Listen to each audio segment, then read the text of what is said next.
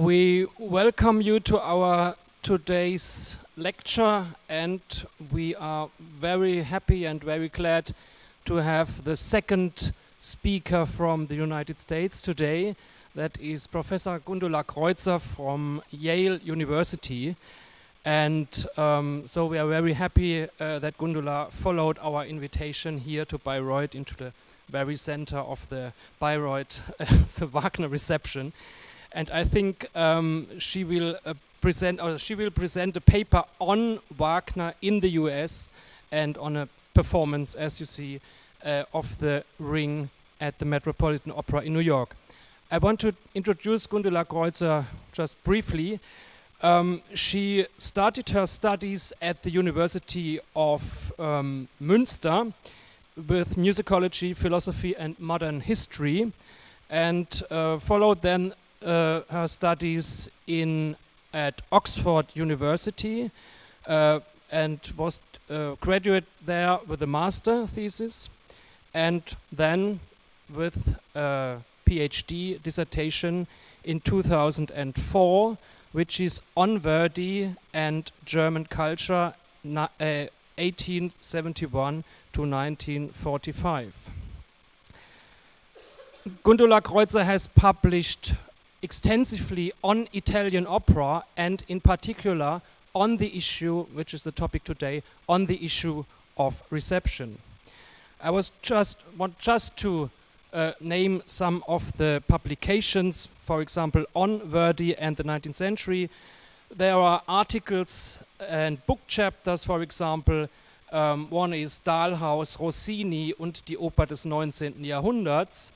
Another one is on Don Carlos and the Modern Stage, which was published at Cambridge Opera Journal.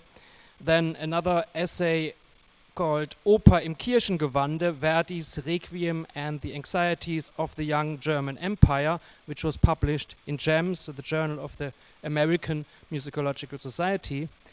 Another one on Italian opera and reception in Germany, which was named Schwarze Augen, Blaue Augen zur Wahrnehmung Verdis im Deutschland des 19. Jahrhunderts. This was published in the conference proceedings Verdi e la cultura tedesca in 2003. The PhD dissertation was published recently in 2010 with a new title, Verdi and the Germans, From Unification to the Third Reich, and which was published by Cambridge University Press last year, 2010. And she is currently working on a book on Wagner, which is called, wonderful title, Wagner Dampf, Technology, Mediality and Operatic Production, and this will be published at the University of California Press. I also want to mention some awards. The work of Gundula Kreuzer was awarded with several prizes. I want just to name two. That was in 2006 the Alfred Einstein Award of the American Musicological Society for the already mentioned article Oper im Kirchengewande, and this was on the reception of Verdi's Requiem in late 19th century Germany. Just recently, she got an award in 2011, again by the American Musicological Society, the so-called Louis Lockwood Award for her dissertation, Verdi and the Germans from Unification to the Third Reich, which was published last year. So we welcome you very warmly here in Bayreuth, Gundula, and we are looking forward to your paper today, which is, as the title, Performance, Media, Authenticity, Technologies of Reproduction and the Metropolitan Opera's New Ring. So, thanks very much for coming. Thank you so much for the kind introduction and for the invitation. I feel very honored to be here, and I'm very inspired by the mediatization of this lecture series. I've been watching a couple of YouTubes, and I also find it a little bit daunting. But the mediatization ties in directly with my topic today. So that's one reason why I was so excited that I felt I can't deny this invitation. My lecture itself today is a work in progress as much as is its prime object, which is the Metropolitan Opera's new Ring cycle. And that production of the new Ring at the Met was launched last year with Rheingold in September 2010, and then Siegfried premiered just a month ago. So by now we are through Siegfried, and Götterdämmerung will premiere in January, but that was just too late for me to be speaking here on the whole Ring. I was trying to do that, but your semester ends in early February, so that didn't work out. So it is going to be work in progress. At this stage, after the completion of Siegfried, I do want to offer some preliminary thoughts on the aesthetics, technologies, and potential implications regarding the mediatization of opera. But I would like to start today not at the Metropolitan Opera House, but at the Museum of Modern Art in New York City. In the spring of 2010, the MoMA, Museum of Modern Art, stirred unusual curiosity with its show on and by the well-known Serbian performance artist Marina Abramović. Called Marina Abramović, the artist is present, the show raised the fascinating question of how to exhibit performance art. Abramović's response was threefold. She documented past performances via photographs, video clips, and texts. She included a new performance, and a group of young artists restaged some of her iconic pieces. This last part incited the greatest controversy. Can performance art defy its ephemeral existence to be revived decades after its creation? Can happenings be replicated in different eras, spaces, countries, and yet be considered the same works? Critics and bloggers threw in various terms to grapple with the phenomenon: recreation, reinterpretation, representation, reenacting, restaging, co-option, translation. Abramović herself favors the terms reperformance and preservation, the former for individual pieces, the latter for performance art as such. Next year, in fact, she plans to open a foundation for the preservation of performance art in upstate New York, where she will train young artists to present mostly her own works. With the aging of performance art, Abramović's gaze turns backward to distill for the future a performance tradition as well as a canon of classic pieces. As an opera scholar, I'm highly intrigued by Abramović's project, in particular by her emphasis on a work's spatio-temporal realization as a performance template. Traditionally the most complex of performing arts, opera inhabits the dual ephemerality of music and theater. But by contrast to the work character of music, what we might loosely term opera's plurimedial production side has usually lacked a notational system and hence the means of detailed prescription. Stagings of an opera would vary significantly across venues and time. This contingency began to be challenged during the long 19th century and its new valuation of visual experience. Not coincidentally, this was around the time when an operatic repertory emerged, and with it, the idea of composing for posterity. Some composers and their collaborators now sought to integrate specific aspects of stage production into their works, trying to ensure at least some minimal visual constancy. And this whole theme is kind of the background of my current book project. The composer who pursued this goal most zealously was, of course, Richard Wagner. Already for Rienzi, his first ever stage production in 1842, Wagner surprised the staff of the Dresden Court Theatre, and rather unpleasantly so, when he arrived on location to help shape the production. From then on, he sought to influence the design, direction, and technological realization of his operas in a number of ways. Through letters, pamphlets, increasingly detailed stage directions, intended model performances, Musteraufführungen under his own direction, and ultimately by establishing his own theater. There is no need to remind an audience here in Bayreuth of the unprecedented control his festival allowed Wagner over every aspect of production, something through which he hoped to truly complete his most ambitious project, the four-opera Ring cycle. The festival theater in Bayreuth thus emerged as technology for the perfect and repeatable production of Wagner's Gesamtkunstwerk. In Abramović's terms, Bayreuth was Wagner's upstate New York, the Festspielhaus his foundation for the preservation of Wagner's art. To be sure, I don't want to suggest an ontological equality of performance art and staged opera. But Abramović's desire to control her artistic legacy betrays a surprising concern with authenticity. both in the sense of bestowing authority or, authority of intention on select performances and performers, of authorizing them, and in the sense of securing something that is supposedly genuine, of presenting the real, actual thing.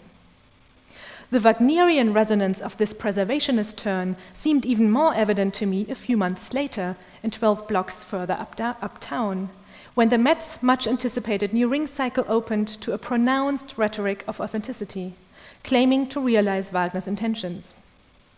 So in the first part of my lecture, I will trace this apparent appetite for reperforming the original in Lepage's production by discussing some outer parallels to the 1876 Bayreuth premiere of The Ring. And in so doing, in this whole first part, I will also introduce Lepage's staging to those of you who haven't seen one or more of the HD broadcasts. And just out of interest, I would like to ask, has anyone seen the broadcasts of this production? 1, 2, in Colombia? Did people see? Nicholas? Anyone else? Yeah, okay. I saw Rheingold and Siegfried. Okay, great. So there's a few people here. So I will introduce the production also by way of my first part. But then my comparison with Abramovich will lead me to question the desire for seemingly authentic realizations of an artist's vision. Instead, the second part of my lecture will probe some potentially deeper implications of Lepage's project, his quest for multimedial unity and mediatized aesthetics. And it is in that section that I will also address differences between the live experience and the HD broadcasts.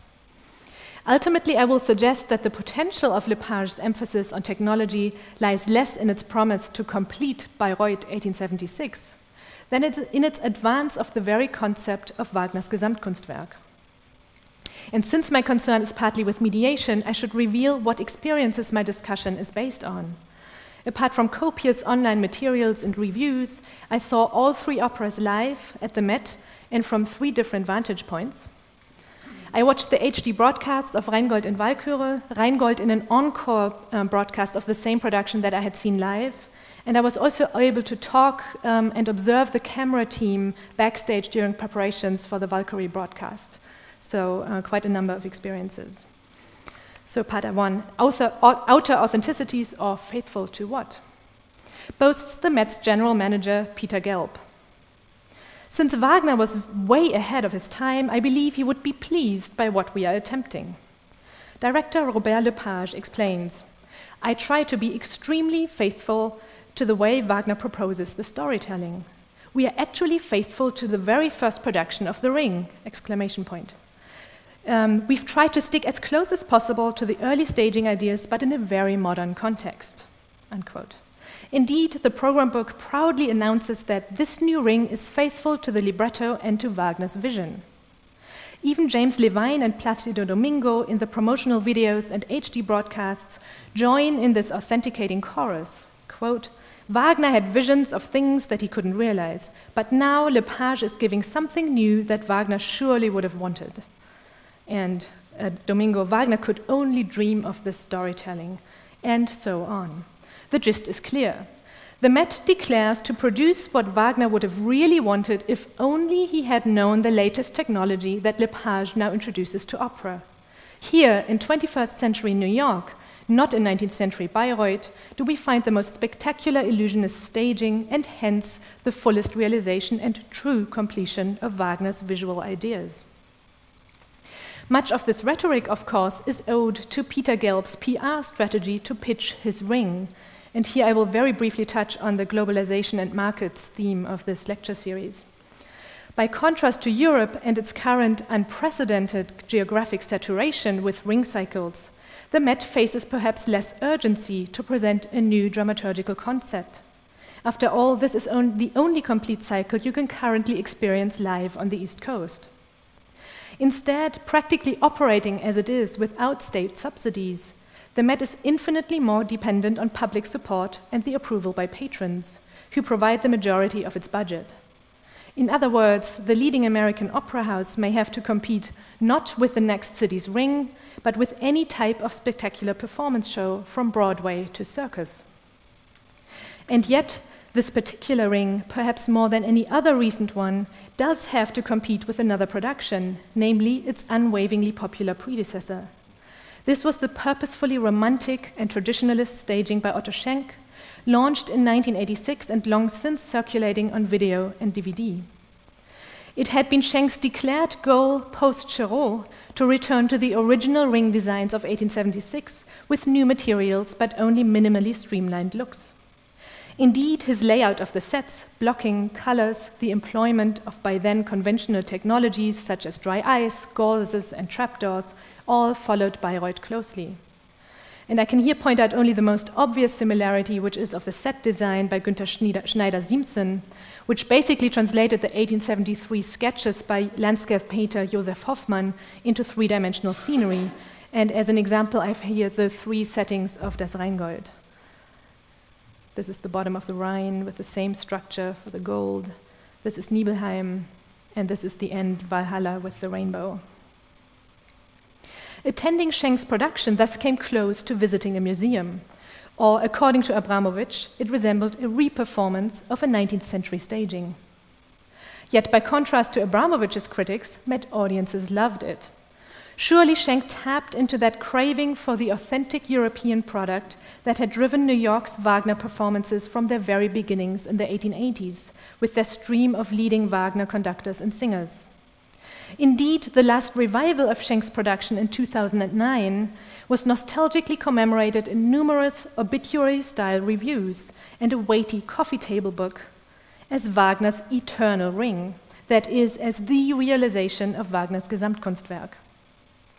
It is against these backgrounds that Peter Gelb promised to bring the ring into the 21st century while ensuring that audiences would not be exposed to the horrors of German-bred Regietheater or Eurotrash, that 4+5 letter word frequently wielded around the Met's foyers and in American feuilletons. Gelb's solution was to hire the Quebecois actor-director Robert Lepage, a well-known wizard of acrobatic stunts, visually stunning multimedia theater, and jaw-dropping high-tech spectacle. True to this reputation, Lepage sided with Wagner's quest for cutting-edge technology in the service of illusionist theater. And I used the name throughout this lecture, the name of Lepage, as a shorthand for the entire production team, which I'm just throwing on the slide right now. The centerpiece of Lepage's production is a single 45-ton set consisting of 24 aluminum-covered fiberglass planks that rotate or fold around a central axis, supported by two 26-foot, that is about 8-meter tall, towers in the wings that are powered by a hydraulic system. This axis can move vertically up and down and so give the planks sufficient space to seesaw an entire 360 degrees. And this is from production designs to show just some of the possible formations that the planks can take. This machine, as it is nicknamed backstage, creates all settings of the ring, aided by light and interactive video projections. Just like the original machinery of the Festspielhaus that was designed by Germany's then leading theater technician Karl Brandt, the machine is unprecedented in the opera world.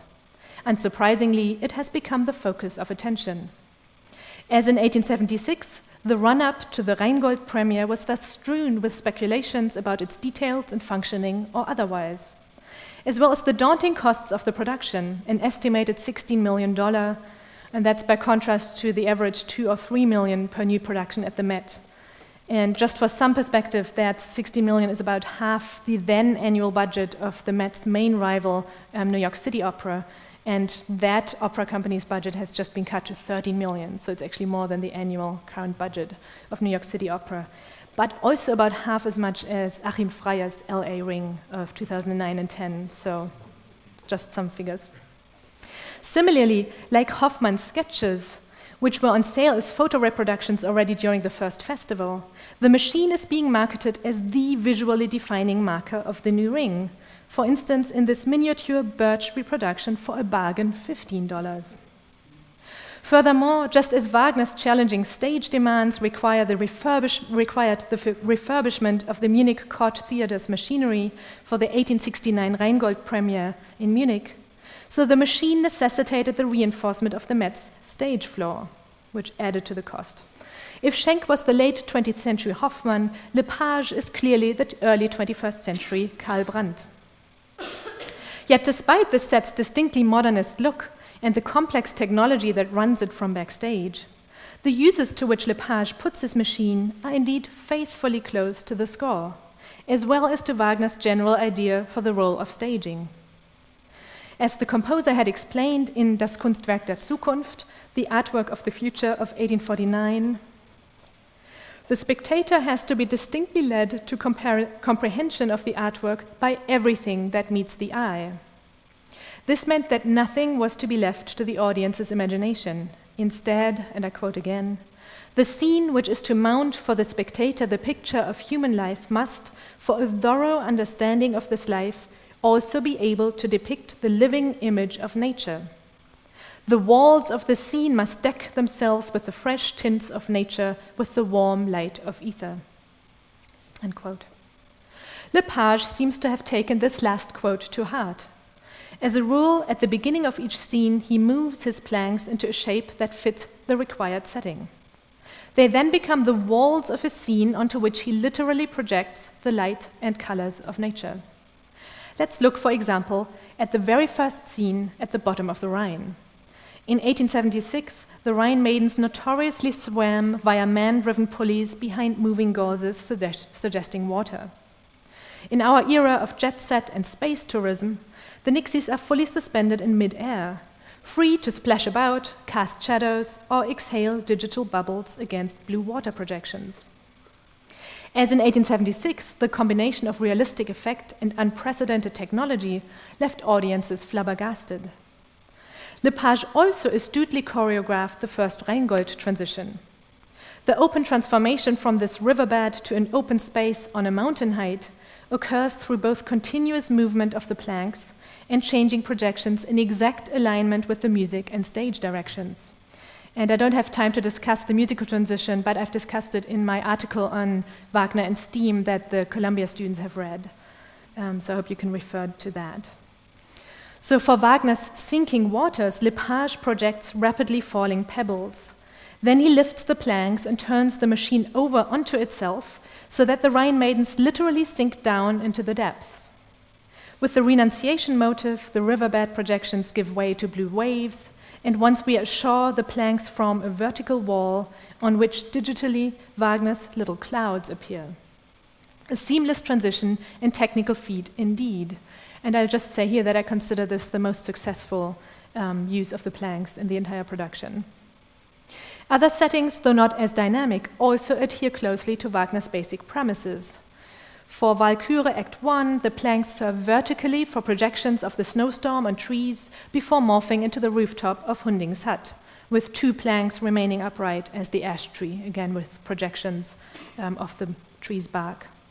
Similarly, for the first act of Siegfried, the left half of the planks outline an irregular low cave, while the remaining ones provide wavy projection space for the forest soil, complete with worms and hopping autumn leaves.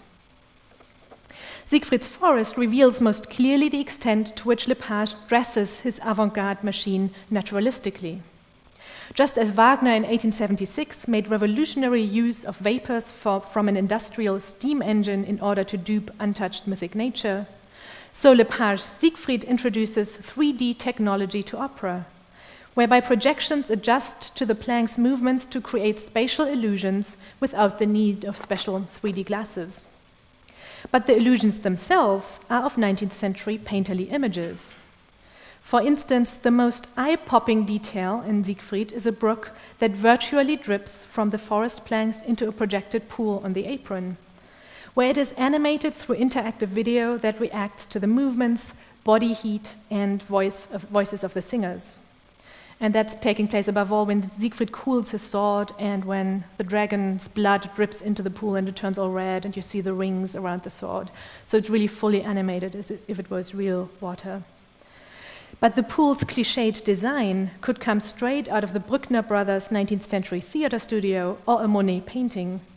Although, contrary to Lepage's declared faithfulness, it doesn't even appear in Wagner's stage directions. Instead, a pool had been latent as an arid basin in Schenk's set and prominent in Fritz Lang's classic Siegfried film of 1924. Does Lepage suggest, perhaps, that his ring not only provides what Wagner would have wanted, but also consummates the most famous 20th century naturalist presentations of the Nibelung story? That his is the ultimate stage realization of the ultimate Germanic myth. To be sure, lest audiences miss Lepage's purported conceptual faithfulness, his costumes recall 1876 even more decidedly than do the projections. We see elegant Rhine maidens sporting tail fins, Albrecht tousled in laced brown garb, giants with long beards, furry coats, wooden sticks, and a Rheingold Wotan marked by a hairpiece over his left eye, defiant spear, and proud bronze breastplates, although that winged helmet didn't make it in the end. The parallels continue all the way down to the bare-armed, girded, long and blonde-haired Siegfried. In line with so many recent Met productions, Lepage compensates for an apparently modern set with soothingly familiar costumes. Familiar both through their retrospective Wagnerian features and through their contemporary high-tech looks. Lepage's are high-definition breastplates reminiscent of movie or video game heroes, just as his technology speaks to spectators trained in 3D epics and Las Vegas shows. With their whiff of digital aesthetics, these costumes locate the story safely between historical myth and epic fantasy, asking for immersion more than reflection. The link to film and video games is furthered by the fact that, for increasingly long periods of time, the machine's planks merely serve as idiosyncratically shaped screens. Yet despite Lepage's emphasis on storytelling, there is little Personenregie or direction, in fact hardly anything or any telling at all, not least because the singers are often confined by the cumbersome planks and by Lepage's frequent division between spaces below and atop the planks. And here's just one example from Rheingold, where the main singers, Wotan and co., had to sing backward to the giants that were standing literally in their backs. The result is all too often, in Met slang, park and bark, the old operatic downstage paralysis that Wagner so abhorred. Lepage apparently believes that illusionist visuals suffice to express what's in the music drama, requiring little directorial interpretation. In other words, he seems to have poured all his energies into choreographing his novel technologies. Yet, as media theorist Marshall McLuhan observed, and I quote, "A new medium is never in addition to an old one, nor does it leave the old one in peace. It never ceases to oppress the older media until it finds new shapes and positions for them," unquote. Literally, Lepage has not yet found an interesting way to position his singers on his high-tech stage. Figuratively speaking, opera gets crushed by the new medial gadgetry that sets its scene. At times, in short, technology seems to undo the live singers. In view of this technological focus, the most extreme aspect of Lepage's literalist, or dare I say lazy, directorial approach, and the greatest breach with his virtual reality, is his rendition of Wagner's bedeviled animals. Only the wood bird flutters, as we may expect, in properly disembodied 3D form. It is, Lepage seems to say, a projection of Siegfried's mind, a figment of his imagination. For the Valkyrie horses, by contrast, Lepage physically yokes his machine, one plank per horse. It is this the only time that he abandons realism and Wagner, entrusting a vital element of the drama to the imagination. All other animals are realistic hardware constructions that fare hardly better than Wagner's notoriously ill-fated dragon in Bayreuth. They cause laughter. Albrecht morphs into a skeletal dragon according to the same naive trapdoor and steam trickery that had already piqued Bayreuth audiences. Worse, Siegfried's dragon tamely dangles from the planks like a blow-up puppet. Erda's ram-driven cart looks like another 19th century Bayreuth caricature, while Siegfried, dressed up extra of a bear, seems so ashamed of himself that he barely enters the stage. Why, one wonders, are 3D projections used for mindlessly moving leaves and pebbles and brooks, but not for those crucial animals that had truly tested the limits of Wagner's possibilities and vision? I would argue, in fact, that the most authentic aspect of Lepage's production is not his devotion to technology, nor the pseudo-faithful costume design, but the overall failure of his illusionist agenda. And I don't just mean those uncannily similar glitches at the opening nights. In 1876, Brandt's instructions were audible, Wotan dropped his ring not just once but twice, and a drop was flown out too early, unveiling to Wagner's horror shirt-sleeved stagehands. In 2010 at 11, the machine clamped at the end of the Rheingold premiere and failed to produce the famous Rainbow Bridge. Deborah Voigt as Brünnhilde in the Valkyrie premiere fell down a plank, and for the broadcast performance of Walküre, the entire software froze, leading to at least a 40-minute delay. Beyond these accidents, I perceive a general failure of the dream of a total and totally realist immersive theater. The implicit unmasking of what Theodor W. Adorno has described as the central phantasmagoria of Wagner's music drama, quote, the occultation of production by means of the outward appearance of the product. As in 1876, it tends to be precisely the realism-enhancing details that founder. In the performances I saw, bubbles misfired and digital pebbles inexplicably toppled. The machine's constant creaks betrayed, just like Wagner's noisy steam, the mechanical source of production, and filled audiences with anxiety as to the next singer's slip. And the video scenery was either projected onto the singers as well, or was erased around them, halo-like, by the spotlight. Worse, Lepage's machine does not fit the Met's frame, frequently leaving wings, props, and exits visible for the majority of viewers. And only in the expensive orchestra seat that I had for Valkyrie was this less obvious, but everywhere else you really see all the way around it.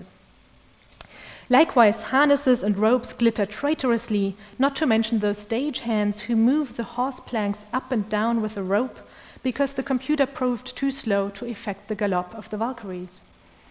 In short, Lepage has failed to integrate his technology into the theater and singers into his set. Even the latest 3D software cannot bridge the gaps between sweating human bodies and mythical scenescapes, between his attended multimedial hyperreality and the practicalities of staged opera. And yet, I don't want to suggest that all would be well if only Lepage managed to sustain its illusion. Instead, I wonder about the premises and promises of his attempt to completing a 19th century ideal with 21st century media. For starters, the idea that we have now reached the technological development that is needed to fulfill Wagner's vision is undone by the ever faster advance of technology itself, a development which has ironically overtaken Lepage even while working on his own ring. Thus, I now wonder whether he will retrospectively include 3D projections also in the Rheingold transformations. Besides, what exactly is Lepage faithful to? And here, of course, we touch the vexed issue of intentionality. As is well known, Wagner was deeply frustrated with the results of his 1876 production and famously declared to do everything differently next time. So who knows whether his remake would have included the grotesque puppet of a dragon or those laced costumes by Doppler that he never liked in the first place. Whether more generally he would have stuck to an illusionist ideal or allowed more visual abstraction. What is more, at least since Adorno's observation on the film-like quality of Wagner's Gesamtkunstwerk, it has been variously surmised that Wagner today would not have worked on the theatrical stage, but in the medium of film. In fact, the most visually stunning moments of Lepage's production are those borrowing from newer media, the 3D projections, and above all, the dislodging of a single perspective through cinematic moves of the set. And I will say more about those in the second part of my lecture. Yet it is precisely film and more recent digital media that provide another pitfall for Lepage's endeavor. In Wagner's own time, the extent of his alignment of multiple media towards a single illusionist work was unprecedented, and therefore both revolutionary and stunning despite its partial failures. But today we are steeped in experiences of illusionist fantasy worlds and virtual realities. And by contrast to movies or video games, their effects on stage will always remain partial within the production of a pre-existing opera. As Lepage has only proven, their fusion with and transformation of the older operatic media is limited by the premises of musical Werktreue and the needs of singers. To put this differently, Lepage attempts not one, but two levels of re-performance. Or rather, he seeks to realize one through the other. He intends to complete Wagner's directions through the live reenactment of digital aesthetics. But I wonder whether any attempt at recreating such virtual worlds on the opera stage will amount less to an authentic experience of Wagner than to a pale imitation of a totally immersive aesthetics of digital media. Let me underline this last point about the audience's changing horizons of experience by returning to Abramovich's MoMA retrospective, and to return and to look briefly at the most discussed of her re-performances, a piece called Imponderabilia. In 1977, Abramovich and her then partner Ulay stood naked in the main entrance to a museum in Bologna. All visitors had to squeeze sideways between them. In 2010, a rotating group of re-performers stood naked in a door linking two exhibition rooms. New bodies, new space, same idea, same aesthetics. Or so it may seem, but most commentators found the re-performance flat. Visitors could choose a different door and thus avoid the physical experience. For them, the confrontational, interactive, visual piece became mere live visual art. Moreover, they had come specifically to experience Abramovich's art. While in 1977, Abramovich's piece was an obstacle or garnish to the experience of a different exhibition. Besides, nudity has become a very different commodity today. In 1977, police interrupted the performance. Last year, it was protected by museum guards. Under these circumstances, the sanitized re-performance lacked spontaneity, provocation, the thrill of the unpredictable. Above all, it was missing what Erika Fischer-Lichte has discussed as a crucial moral rift in the original audience's consciousness. Were they to intervene, to protest, to leave? Were they to contemplate the situation aesthetically or react according to everyday rules? At most, then, the re-performance might help us to imagine what the scenario could have looked like 34 years ago. But its immediate visual effect was vastly different, a pale imitation indeed. For all her preservationist desires, Abramovich herself might offer an alternative to such ideals of conceptual authenticity. Her new performance at MoMA last year originated as a variation of an earlier piece, Night-Sea Crossing. In that work, she had sat at a bare table for hours on end opposite Ulay. She did exactly the same last year during her show's entire opening time, except that random audience members took the other seat.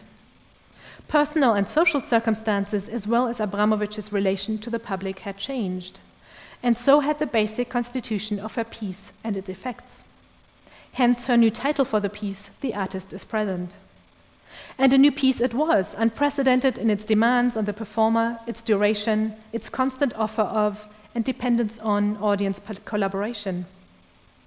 Yet the very title emphasized that it wasn't any less authentic than its predecessor, at least if we understand authenticity less as that which emulates an original, but as what Peter Kivy, in his study on historical performance practice, has dubbed the other authenticity, faithfulness to the modern performer and his or her own era. From this contemporary perspective of creating new works that are inspired by old ones, Lepage might have realized Wagner's Gesamtkunstwerk idea more fully not in The Ring, but in his 2005 Cirque du Soleil show, K, in Las Vegas. K is similarly marketed similarly to The Ring as, quote, an unprecedented theatrical event and a masterpiece in storytelling, unquote. And its technologies seem like giant cousins of those at the Met, with a 100-ton fully kinetic stage machine in a purpose-built theater. Yet this acrobatic cinematic show is unhampered by the timings of pre-existing music and the requirements of singers. Instead, as my student Linda Paul is discussing in her forthcoming dissertation, a live yet interactive soundtrack prompts and reacts to the acrobats in a similar way as do those interactive projections at the Met.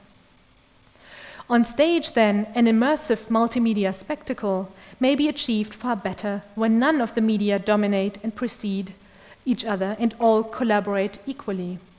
In other words, in new pieces for new theatrical forms. In today's operatic world, by contrast, the musical side of the mostly old works is supposed to remain intact and thus largely dictates the show. Innovation occurs primarily on the level of production. So let me now, like Lepage's machine, perform a turn and examine the creative potential of the Met's new ring beyond its own claims to authenticity. A potential for new ways of reading the ring and realizing Wagner. Just one moment.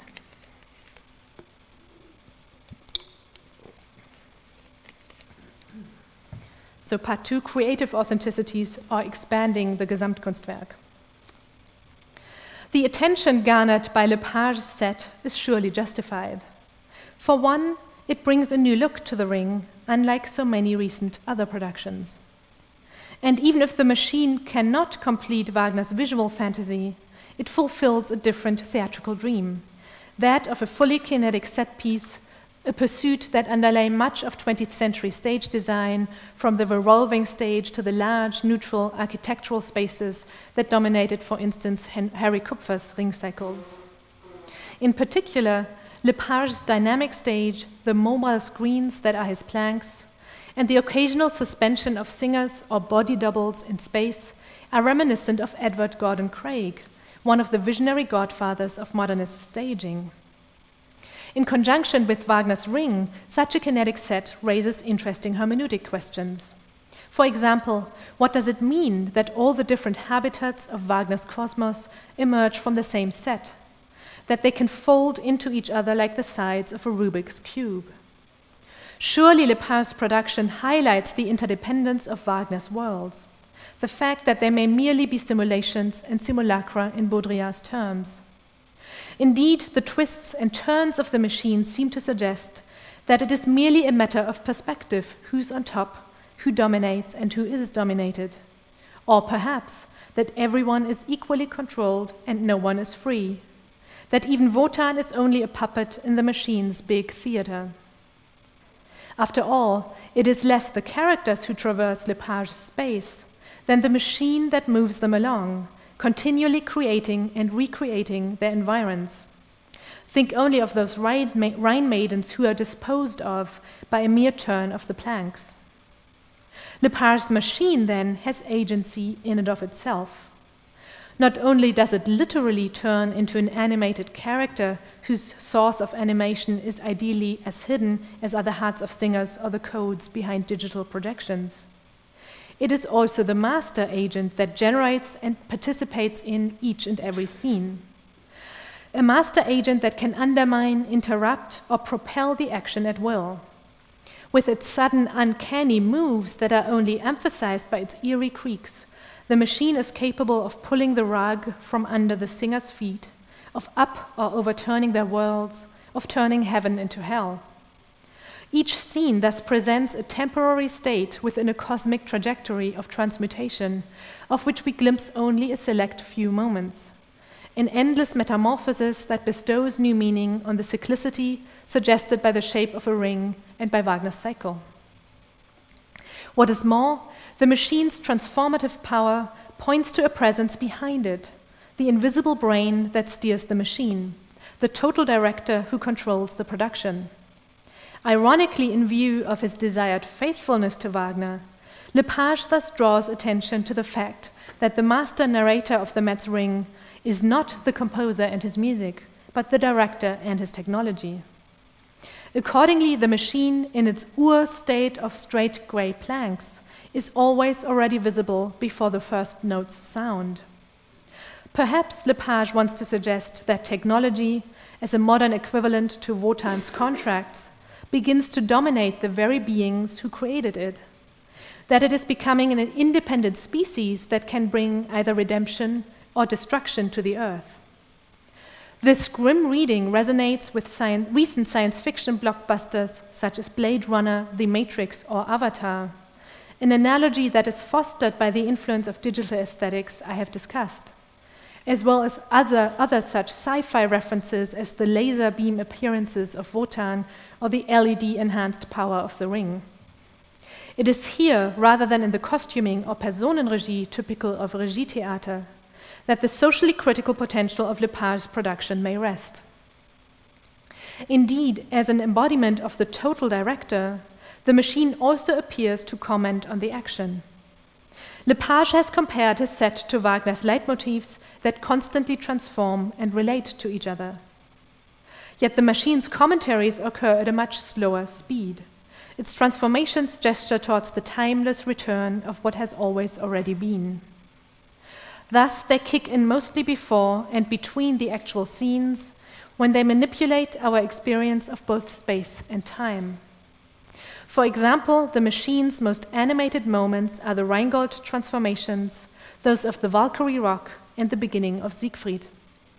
Here, in one of his few independent narrative moments, Lepage visualizes in a pantomime Mime's theft rather than rescue of baby Siegfried.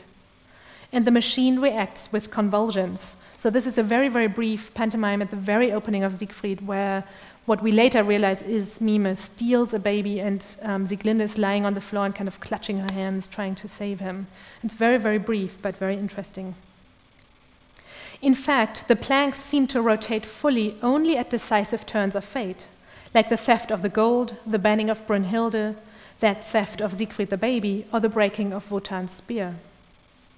These rotations appear as immanent or diegetic commentaries, though at times they may also gesture extra-diegetically or effectively to the offstage audience. This is evident above all in those much-discussed moments where the machine shifts from a horizontal theatrical perspective to a vertical one, what would be an aerial view in cinema. Thus, briefly for the balancing act of the Nibelheim journeys here on top, and more extensively, the ends of Rheingold, the Rainbow Bridge that we've seen, and Valkyrie here at the bottom. These concluding bird-eye shots let us assume the perspective of a character, Loge in Rheingold and Wotan in Valkyrie. And they let us trace their growing geographic and emotional distance from the plot. At the same time, they indicate a temporal shift, the move into a different level of cosmic time, in which decades of human time can pass between the operas. It is then consequential that the end of Siegfried abstains from the aerial view for its all-too-human action that undivines Brünnhilde. With the loss of her divinity and Wotan's defeat, no character transcends the limited human view, and we remain in earthly time. After all, the next opera will begin merely on the morning after. Another commentary on the power of the gods may be provided by Lepage's use of the apron, which sometimes partakes in the projected scenery. In Siegfried, for example, and we've already seen the apron, but here's another example, the apron is flooded with projections of whirling ice crystals during Wotan's encounter with Erda. But the projections vanish after his defeat. Bereft of his spear, Wotan finds himself standing on the boards, auf dem Bretterboden, the aluminium planks of the machine, the unadorned flooring of Lepage's theater. Was his magic too simply simulated? Does power ultimately reside in projections more than in reality? A critical view of our contemporary disembodied world and what sociologist Zygmunt Bauman has called our liquid culture in an age of uncertainty may unfold from this, including not just cyberspace, but such dire results of overprojection in the interest of power as the recent collapse of the housing bubble and the global economic downturn. Beyond such hermeneutic potentials, Lepage's animated machine offers an avenue for expanding Wagner's theoretical vision of the Gesamtkunstwerk. In the artwork of the future, Wagner had called upon the three humanistic arts, menschliche Künste, dance, music, and poetry, as well as those made from natural stuffs, i.e. architecture, sculpture, and landscape painting. Yet the art form he was least able to integrate was sculpture, Bildhauerkunst, which he charged with an unnatural petrification and a mechanically reproducible fixity that lacked original creative powers. The redemption he envisioned for sculpture lay therefore not in its direct participation in the collective artwork, but in its dissolution into real life, its animation as temporal dance on the one hand, and its absorption into monumental architecture on the other. Its contribution to the Gesamtkunstwerk was thus doubly mediated. But with the abstract sculptural qualities of his machine, Lepage recovers a place for sculpture proper in the total work of art. At the same time, he animates sculpture into a kind of primordial dance, a ballet mécanique that, as we've seen, generates the music drama in the first place. In view of Wagner's phobia of exposing theatrical machinations, it is a bold step indeed to reveal the missing art form in precisely the part of his theater Wagner was most intent on hiding, the hardware machinery. Not coincidentally, it seems, is Lepage's Quebec Theatre Company that is heavily involved in all his productions, proudly called Ex Machina. And yet, this elevation of mechanical sculpture or sculpted machinery rests on another medium Lepage draws into the heart of his Gesamtkunstwerk, that of film or 20th and 21st century visual media more generally. I have already mentioned how he imitates cinematic perspectives with his aerial views and also the split stage. More importantly, though, the use of his machine hinges on its veiling qua machinery, its artification, as it were, through light and projections. Employing projections and screens on stage, of course, goes back almost a century to the likes of Erwin Piscator and Craig. But the presence of video alongside live bodies is still a topic of much debate in the opera world, not least because technology is often suspected of becoming an end in itself and of distracting audience attention. Since I don't have time to go into the details of these controversies, let me cite just one example from a 2005 essay by theater historian Arnold Aronson. With some notable exceptions, Aronson maintains, projected scenery, and especially film and video, does not work on the stage. The use of projections and moving images is disconcerting, even confusing to spectators, because they draw upon a fundamentally different vocabulary from that of the stage, unquote. Aronson refers to the different signifying systems of theater and media, of theater and multimedia, to their different materialities, corporealities, senses of reality and time, and their different relationships to the spaces, bodies, and presence of the audience. Yet the introduction of live digital media that interact both with the singers and with Lepage's mobile set may undermine such binary oppositions between theatrical and cinematic modes of expression. In other words, despite its many problems, Lepage's production might point towards new ways of integrating visual media into staged opera. And these might in turn shift the terms of debate from between opera and cinema, or Wagner and cinema, to cite two recent book titles, towards a larger vision of new media, ones that have been variously discussed as live media, digital performance, or cyborg theater. If we now follow one more turn of the machine, there is yet another level of mediation that inflects Lepage's ring. His production was commissioned when Peter Gelb had already begun his Met in HD series, the live broadcast in high definition of select performances into movie theaters around the world. Thus, it was clear from the outset that Lepage's production would reach its largest audiences not at the Met, but in mediated form. And indeed, more than in any other HD broadcast and opera DVD I've seen, the technological animation that defines Lepage's approach seems to extend beyond the stage and go directly into the video direction. The fast cuts and changing perspectives that are often so unsettling in live opera relays on TV and DVD, here sometimes continue the shifts performed by the machine. At other times, the aggressive video direction by Gary Halvorson substitutes for Lepage's missing Personenregie, as if the latter had in fact counted on cameras to animate his singers. A striking example is the long dialogue between Wotan and Fricka in Act 2 of Valkyrie. On stage, Stephanie Blythe's Fricka was virtually immobilized in her anachronistic cart, while Bryn Tervel as Wotan circled merely a few planks around her, a deadly boring scene. But the HD broadcast cut rapidly between various angles for close-ups and tracking shots, and closely encircled both singers with its cranes, conveying both the drama enacted through facial expression and an oppressive sense of claustrophobia that could not be gained atop the enormous machine on stage. In fact, I would argue that, in a conventional sense, the entire production is more dramatically effective in the movie theater, not least because some illusionist failures were also edited out: the noise of the machine, the stagehands, some technical props, and so on. We might draw cynical conclusions from these observations.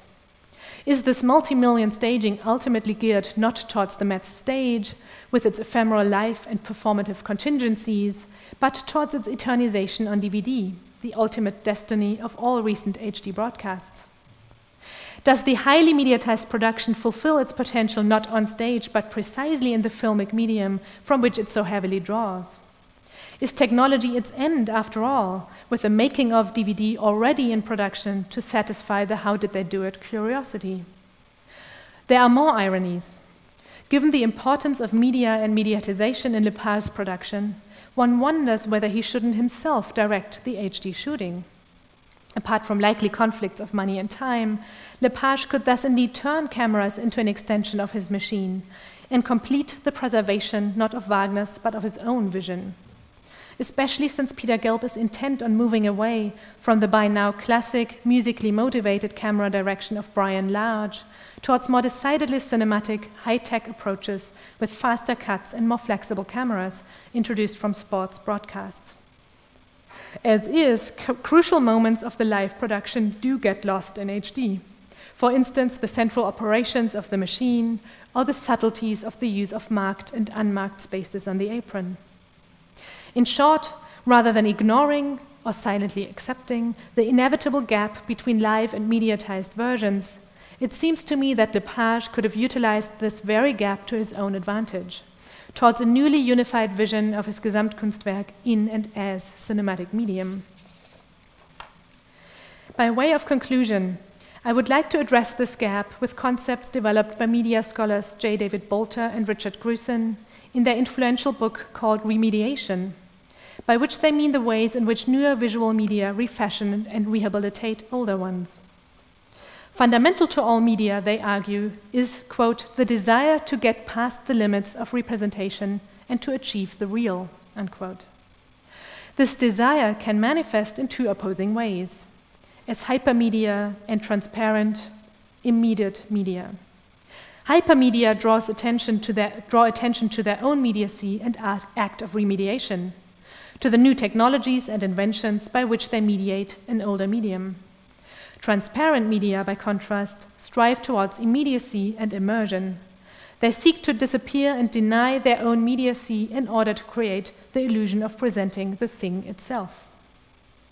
This opposition seems to capture various tensions at the root of Lepage's ring. On the one hand, the production and the discourse around it foreground new technologies and the way in which they complete, that is, remediate, Wagner's original scenic ideas. In this sense, it is hypermedial. On the other hand, the rhetoric of faithfulness assumes that this remediation is essentially transparent or immanent, immediate regarding the narrative or meaning of the work itself, that it applies only to form, not content. Along similar lines, video director Gary Halvorson considers his task to be reporting an event. That is, he desires transparency for the HD broadcast as well. In other words, Lepage seems to have aimed at a production that is hypermedial regarding its own technology, but transparent regarding directorial intent.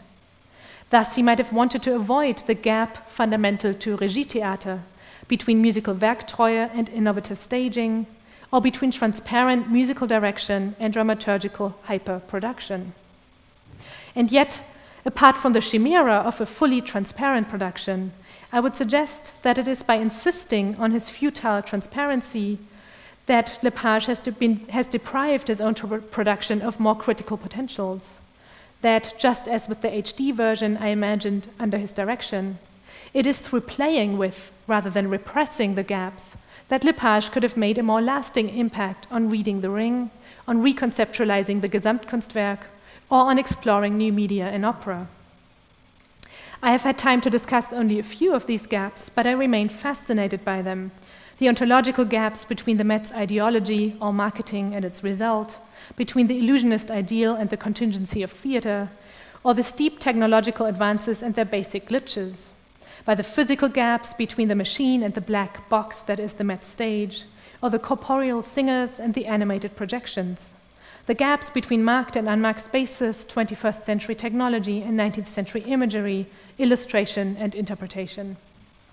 By embracing these gaps and thus siding fully with both hypermedia and hyperproduction, Lepage might also have gained a greater level of authenticity, not regarding reperformance, but in view of our own media, our own visions, our own times.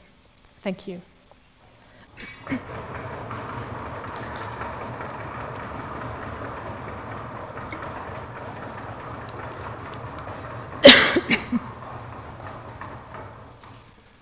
Thank you very much, Gundula Kreuzer, for that very rich, very interesting paper focusing so much issues as reperformance, reenacting, mediality, and so on.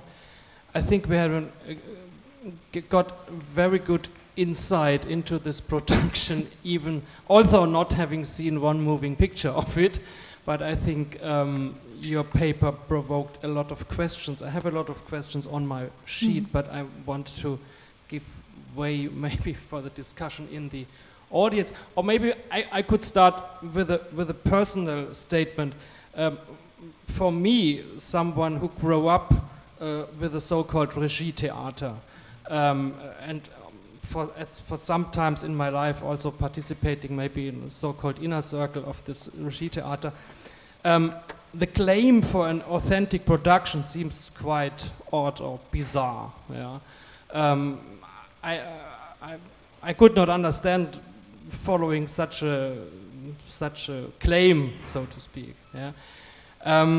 But maybe we came to that later. But this is more a comment, but maybe also a gap between the US tradition, the US production, and what they called Euro trash. Maybe we have to be very careful in these days with this term, with Euro trash. But I want to open the discussion. Niklas, are there any questions from your side? I just wanted to say this was an amazing talk and you covered so much ground. Does anyone here have a question, or should I? Okay, Clay has a question. Clay.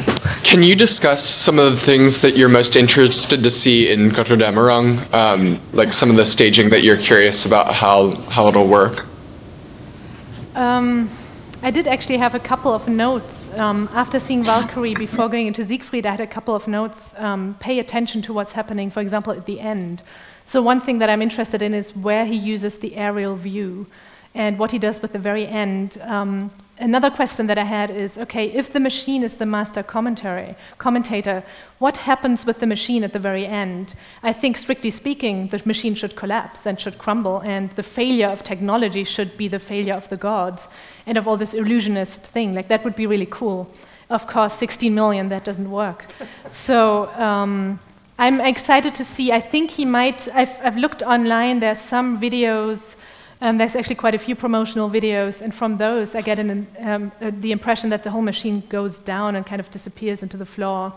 But that is something that I look forward to with anticipation, to see what he's doing. Other things, of course, I'm interested in the transformations. We know some of the things he will do, but where does he put the Rhine maidens? Do they swim once again the same way they did before? Does he leave them downstage? The other thing I'm hoping is, my impression was that Lepage has been realizing some of his problems by the time of Siegfried, and not just with the introduction of 3D technology, but in terms of dividing the stage so that singers can actually interact with each other, even if some of them are on the planks and others are below. So in Siegfried, he introduced this rather embarrassing, primitive little step ladder to be able to go from the planks into Mime's cave, which was underneath the elevated planks. But by this little mechanical trick, at least the singers were able to move across the stage and interact with each other and go to their partners and sing to them. So I'm looking forward, or I'm hoping that he will develop more Personenregie and more possibilities for the singers to actually interact. Then the other thing about Götterdämmerung is, of course, the chorus. And where do you place the chorus on 24 planks that all wobble and creak? So that's another big question mark. How does he solve that? And I'm sure there's more. So thanks for the question. I'm looking forward to seeing what's Can I ask a follow-up to that? Yeah.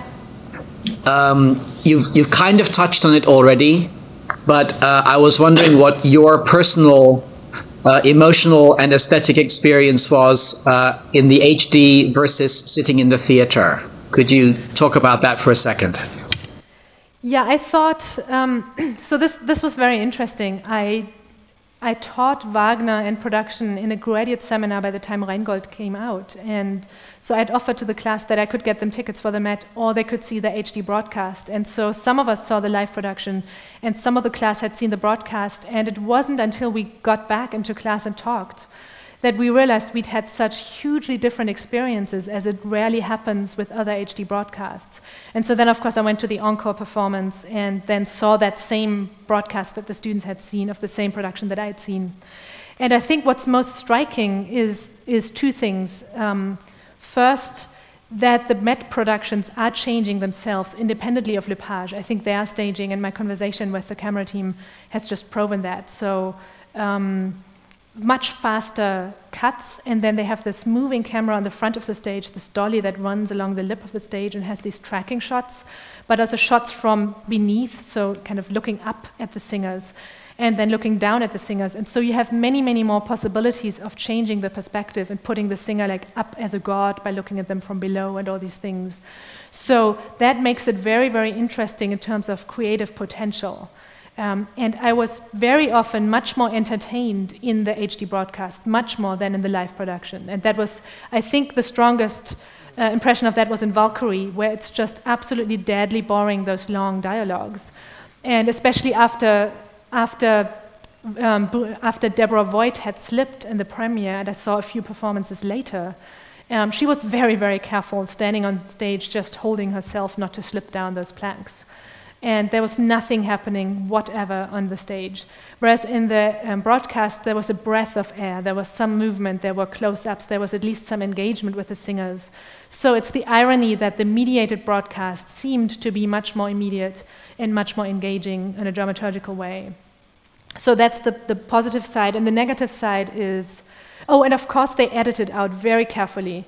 They edited out many problems, and they'd had special camera rehearsals to how to not make it apparent that the projections go onto the singers, and how to make all those embarrassing things, so exactly how to position the camera so you don't see the stage hands.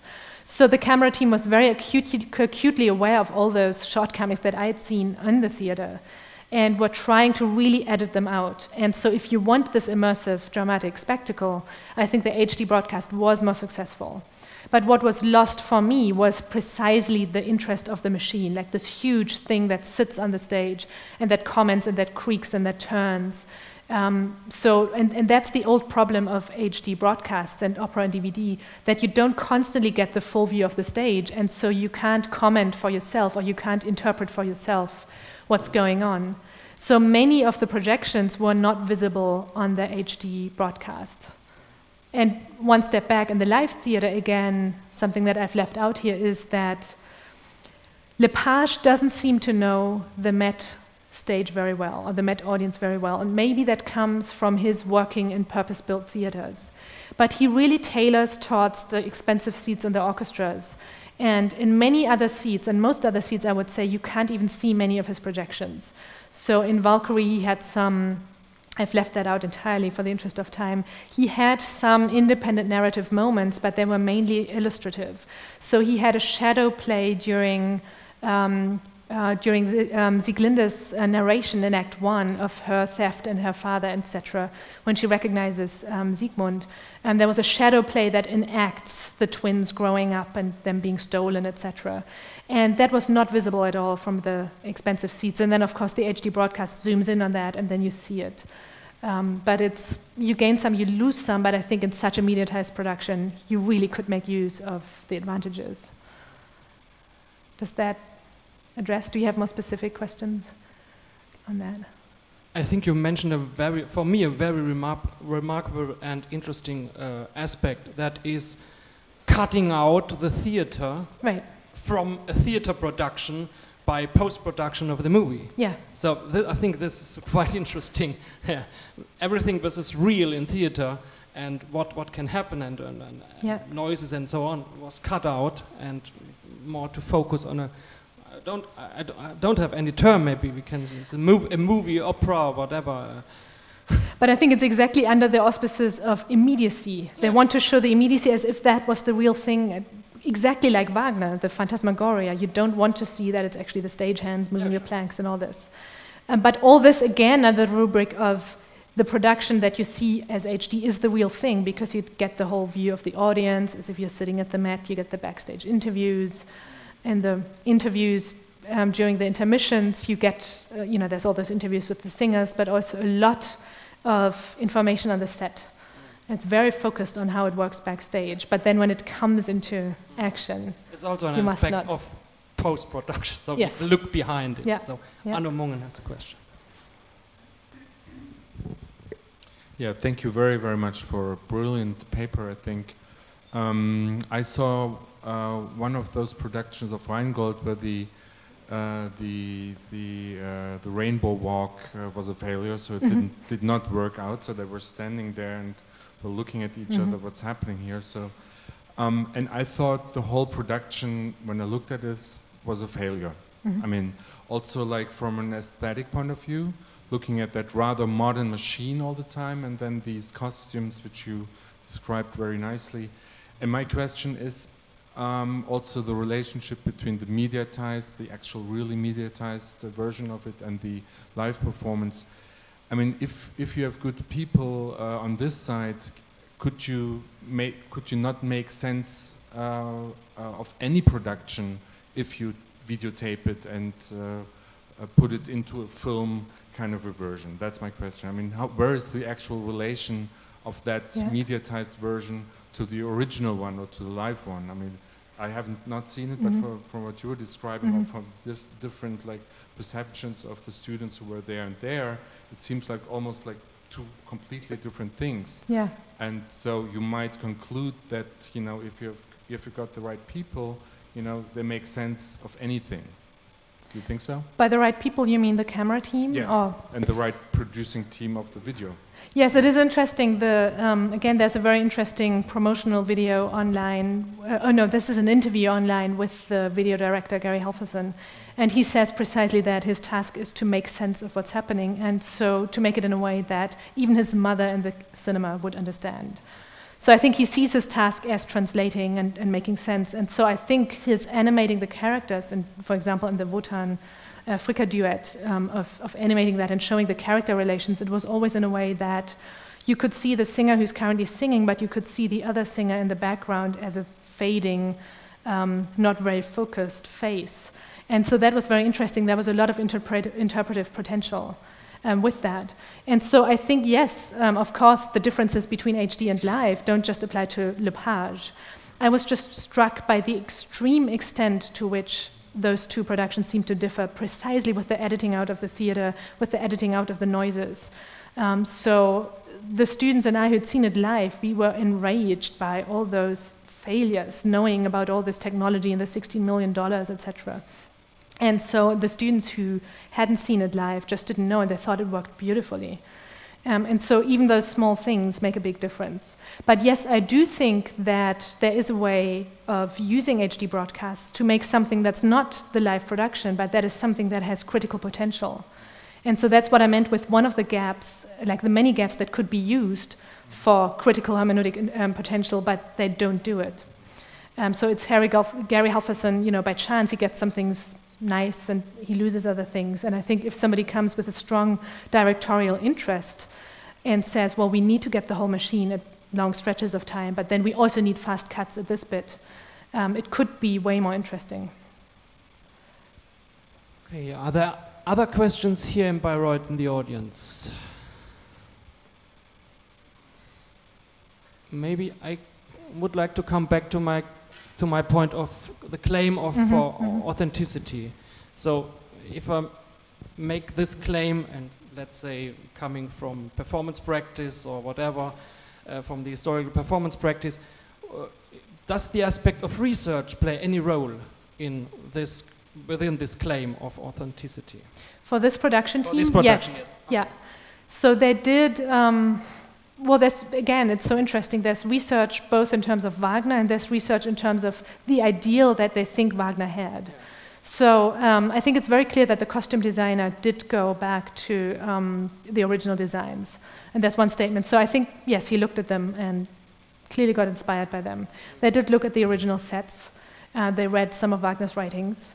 But then there's the other part of research by which Lepage looks at how could he convey what he believes to be Wagner's idea.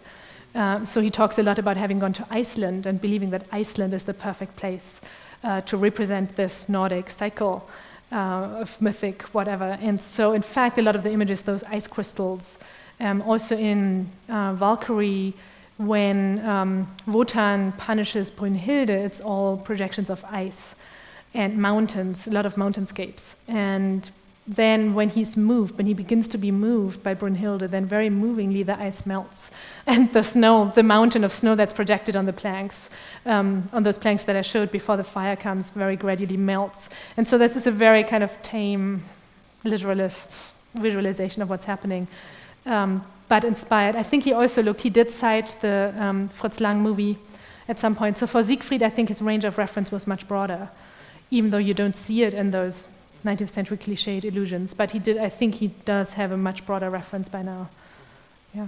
Do you think that the missing Personenregie has some historical aspects? No. Oh, I don't think so. I totally think it's just, and I mean, Wagner, if he wants to do what Wagner wanted, this is not what Wagner wanted. That's the big irony. Wagner was so focused on the acting and the singers, and most of his letters are about that. And the actual staging happened in the theater, but we have many quotes on how actors should behave. So I think that's literally, on the one hand, his focus on technology, and on the other hand, that he usually works with actors and acrobats. And I think he has a problem to work with the proverbial, singer who just sits on stage and how to animate them. The normal body. So yes, the normal body. And so exactly in Siegfried, it was those singers who are very independent. It was Mime, Gerhard Siegel, who tours the world as Mime. He is Mime, and he comes on stage, and suddenly the scene changes because he just knows how to act. He is Mime, he embodies, and the whole stage became alive. But many other singers, it is Deborah Voigt's first Brünnhilde, it's Bryn Tervel's first Wotan. They just don't have it in them yet. And so they're literally left to their own devices. And I think Lepage just doesn't have that skill. Okay. I know I'm making strong comments here, but this is just from my impression in the opera house. Okay. Are there other questions from Columbia? I have maybe a naive question to ask, and that is, you mentioned Wagner's own disappointment at the first staging of The Ring in 1876. On the other hand, he calls for a dragon in Siegfried, which was ridiculous then, and it's ridiculous now. So my question is, can we ever have a dragon in Siegfried or in The Ring? Yeah, the dragon, one of those problems. I think it is up to the director, and there's many ways in which it is possible to do this. What is striking here to me is just the fact that you have this technology, you have the 3D possibilities, and you focus so much on technology, and then you do exactly the same that Wagner did, and knowing that it failed then, and that Wagner didn't even like it.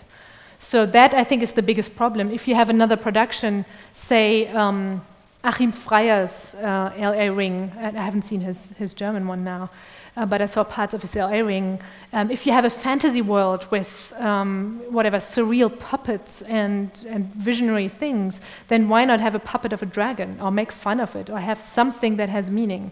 But don't construct a hardware dragon within an illusionist production when everything else is digital and animated and claims to be 3D virtual reality. I think that was my point. I'm not saying you should never have a dragon. I see what you're saying, but then the Achim Freyer is then still a funny dragon. My question is, can we ever have a scary dragon on the stage, or is that only possible cinematically? That I don't know. I'm not a stage designer. But I mean, there's many ways. There have been many ways in the history of ring productions, right? So one of my hobby horses is steam, as you know, and so there were some productions where the dragon is barely visible, but then it's the steam that kind of veils it, and that's what happened already shortly after Wagner. Wieland partly has just, Wieland has a dragon actually, and then has later just steam symbolize the situation. Or you can have a scary sci-fi thing. It doesn't have to be a dragon. You could have a scary sci-fi creature. And I think even Otto Schenk's dragon was more interesting in that regard, which is actually not realist. It is kind of a monster spider, horrible thing. So I think there's ways to be creative, but the way that he used this literal design of a dragon within his animation just caused really hysterical laughter in the auditorium, which I think is the clearest sign of failure. I think Giraud has a dragon, so with a lot of steam. Right, exactly. But you know, he shows the machination of it. So that's that was the point of irony behind. Yeah. Arno. Thank you. I think the question is no. Actually, can't have a dragon anymore, and that brings me. I think that brings me to my question, which is probably a similar approach. I mean, I think Lepage, the production of the new ring in New York, I've just seen the Rheingold, but I still think Lepage shows that maybe the theater is not the right place anymore to produce or to come up with a production or perception, whatever, of this piece. And that, I think, is, at the end of the day, the question. What are we doing with this piece in the future? And that is not the future, no question about. And do you have an idea, or, I mean, if it's not the theater, it has to be brought out of the theater, maybe. Yeah. I mean, that is part one of the question, and part two of the question would be, what is the Metropolitan Opera doing in the future with these kind of like pieces? I mean, this is not working out. They should not have gotten rid of the Schenk production, probably, because that was much more to what they want, I mean, whoever they are. Yeah, interesting. I mean, I think we agree in terms of it doesn't work in the theater, or at least I would maybe, as with the dragon, not be quite as radical or as conclusive and say, certainly it doesn't work in an illusionist way. And I think that's the true failure, that Lepage claims, doubly claims that he presents the total illusion by saying he's faithful to Wagner and realizing what he really wanted, and by using all the 3D technology. And so you're kind of set up for this immersive thing, and then you get this hardware creaky failure of a dragon. So I agree that as an illusionist piece, you can't do it in the theater, and that's precisely what his production draws attention to. And you know, he could have used the gaps, I think, in an interesting way, and could have made something out of. So what I tried to show with the projections on the apron in my interpretation of, maybe it's the space where Wotan has power, maybe the illusions or projections in the 3D world is the one that has power, but Lepage's own production shows it to be a chimera, or shows it to be bad ideology, by showing those creaks. But I think it is very few moments where he might be doing it, and I don't even know whether he was intentionally thinking about that. But he could have been doing this in many, many more ways. So I'm not saying you can't have anything illusionist unless you work with it, you know, if you work with it creatively and productively.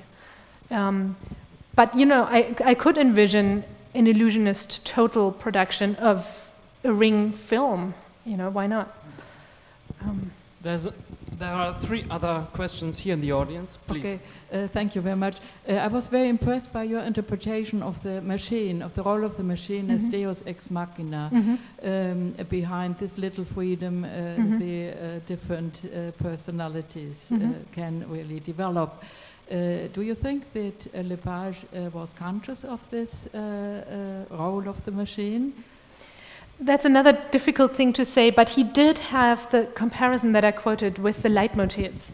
And so actually that is also another response to your question in terms of research. He did read about Wagner, and he did try to immerse himself in Wagner's world. And so I think the idea of the machine, at least as transforming itself, is very much on his mind. Whether he sees the machine as a commentator or not, I don't know. But that was kind of my impression and thinking about it. If he did, that would be another argument for having him do the HD broadcast himself, because that is precisely the role that was lost in the movie theater. Okay. Thank you. Andreas Münzmeier? Very short question, what about the music? So I'm very interested in how it worked musically, and especially what happens with the music when it is mediatized. So what about, what's the mode of perception of the music? And by mediatized, you now mean the the HD broadcast? Well, I always perceive a gap or a more removed level of musicianship in the HD broadcasts. And that is, I think, partly because the orchestra is often very loud. Like, they just don't have they don't have the same balance that you get when you're in the Met Auditorium. And again, another experience with my students in Rheingold, in the live theater. And for Rheingold, I had that seat at the very back, very cheap seat, high up, not even imaginable for German audiences who haven't been to the Met, because it's just so big and so high. And Loge was not to be heard. He was just absolutely not to be heard in the live production. And my students were raving about him. And even some reviewers were raving about him, to the extent that I was wondering, did they actually see the live production or did they see the broadcast? So they're very skilled in the broadcasts in amping up, in balancing the levels, editing out the noise of the machine. But at the same time, it gives, and that's a very good question, the immediacy that they try to have on the level of, showing the singers directly, they actually lose sometimes in the music. Then it also depends on the movie theater. So I've seen the broadcast in several movie theaters, and one is at our university where they don't have a very good surround sound system, because it's actually a concert hall. And so the musical impression is worse there, to the extent that I thought maybe I should go back to a movie theater and drive and pay and get the better sound. Otherwise, in the live theater, I mean, there's the whole other story about this ring. People who don't care so much about production, the obsession with this ring is about, does Levine conduct or not? So the other story leading up to Rheingold is, does his back get okay? Is he going to conduct? And now that he's conducting, is he able to walk on stage and take the curtain call or not? So there's this whole fan situation around Levine, and now, of course, he's not conducting, and Fabio Luisi has taken over. So that's the whole other thing. Now they've, musical direction, James Levine and Fabio Luisi. I thought it was very good, and Levine, in comparison to his earlier rings, was actually faster and more energetic. Yeah, singers, different story, but we don't need to get into that. Last question to 1 minute. Thank you. 2 minutes. Let me just go to the defense of the dragon. I fancy that it is mission impossible to show it on stage, because it's an indispensable character. You see, from a mythological point of view, the dragon stands for life. And Wagner just puts it, wie sagt man auf, stellt es stellt es auf den Kopf. Puts it on his head. Reverses the message completely. So, ich lieg in Unbesitz. Ja? This is death. So the dragon forfeits his very mission, and I think this is a sort of original sin, and that's where it all begins. So how to do it on stage, I wouldn't know. Only with a great degree of visual abstraction, but I've never seen, I couldn't imagine. Maybe we will have to see something from New York, but I don't know really how it could be done. But it doesn't have to. Does it have to be a dragon in your view? No, it couldn't be another creature or a vision or whatever. I would like any creature at all. Say we can do very much with light. Yeah, that's what I was thinking. Convey. This is a very contrast. All the ring points towards is the promotion of life, and what it shows is the destruction of everything. So the dragon is really an evil character, and how to portray the devil. The devil is the poor devil once you portray him on stage, and Look at Faust, Mephisto. He's betrayed all the time. So this a dragon conveys sympathy. It's a miserable character, but it's evil. So how do you show it on stage? I wouldn't know. I'm looking forward to see something like that in the future. Thank you. Thank you. I'm looking. Can I just say quickly goodbye from Columbia? This is the last time our students are going to be here. Okay. It's been absolutely great, and thank you very much. Thank Okay, you. Bye. Thank you very much. Thank you, Columbia, and thanks for the audience. I think we can't solve the problem with the dragon here now. And thanks very much for a wonderful paper and for this lively discussion and for coming here to Bayreuth Gundula Kreuzer. So see you next week, and thanks very much again. Thank you.